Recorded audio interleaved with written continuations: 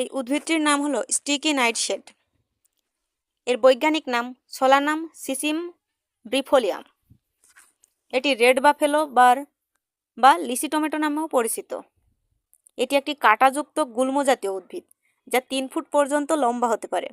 এর কাণ্ড ও শাখাগুলো আঠালো, লোমশ এবং চ্যাপ্টা, হলুদ কমলা রঙের কাঁটায় আবৃত। এতে সাদা থেকে হালকা নীল রঙের তারার মতো আকৃতির ফুল ফোটে, যা পরে গোলাকার উজ্জ্বল লাল রঙের ফল ধরে। এটি রাস্তার ধারে, আবর্জনার স্তূপ এবং বর্জ্য স্থানের মতো বিঘ্নিত জায়গায় জন্মায়।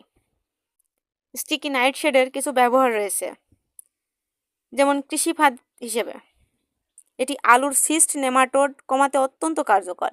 এটি রোপণ করলে নেমাটোডগুলো ডিম ফুটে শিকড়ে আক্রমণ করে কিন্তু বাঁচতে পারে না, ফলে আক্রমণের মাত্রা কমে যায়। এর পাকা লাল ফলটি ভোজ্য এবং এর স্বাদ মিষ্টি ও চেরি টমেটোর মতো বলে বর্ণনা করা হয়। তবে ফলটি অবশ্যই পুরোপুরি পাকা হতে হবে, কারণ সবুজ ও অপরিপক্ক ফল বিষাক্ত। কিছু সংস্কৃতিতে এর পাতা ও শিকড়ের কাঠ পেটের ব্যথা এবং সংক্রমণের চিকিৎসায় ব্যবহৃত হয়। এর ধারালো কাটার কারণে এটিকে পশু পাখিদের এলাকা থেকে দূরে রাখার জন্য একটি ঘন প্রতিরক্ষামূলক এবং কাঁটাযুক্ত বেড়া হিসেবে ব্যবহার করা যেতে পারে। এই উদ্ভিদ সোলাসোডিন নামক একটি স্টেরয়েডাল অ্যালকোহল উৎপন্ন করে, যা স্টেরয়েড হরমোন যেমন গর্ভনিরোধক হরমোন সংশ্লেষণে ব্যবহার করা যেতে পারে। এর কিছু সতর্কতা রয়েছে, যেমন এতে বিষাক্ত অ্যালকোহল থাকায় গবাদি পশুর অসুস্থতা বা মৃত্যুর কারণ হতে পারে।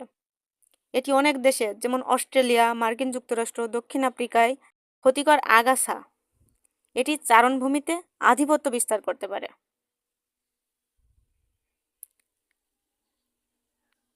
এই উদ্ভিদের কিছু সতর্কতা রয়েছে, যেমন যথাযথ শনাক্তকরণ ছাড়া বন্য গাছপালা খাওয়া যাবে না, কারণ এগুলোকে সহজেই বিষাক্ত প্রজাতির সাথে গুলিয়ে ফেলা যেতে পারে।